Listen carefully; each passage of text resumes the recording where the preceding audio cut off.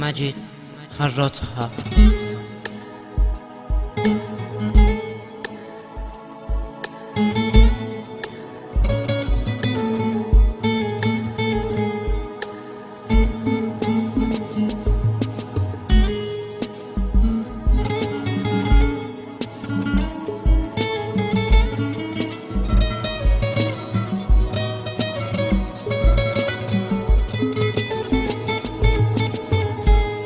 باورم نمیشه که تو من از یاد ببری. تولدم شد بی وفا، از تو نیومد خبری. چشمای من خوش شد بده، حالا کی بی وفاتره. بالا پرش دادم ولی دیگه واسم نمیپره. اینو بدون دسته من گرمی دستاتو میخواد. تو رو به عشقمون قسم اون روزا رو یادت میاد.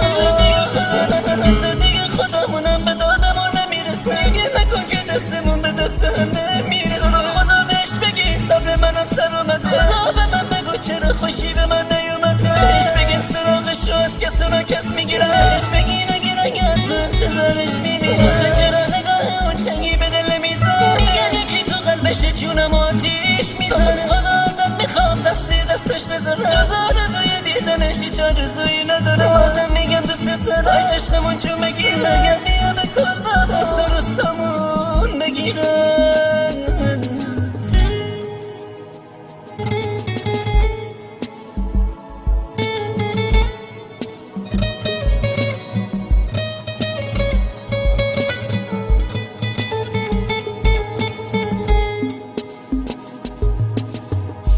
ببخش اگر قسمت نشد توی چشات نگاه کنم.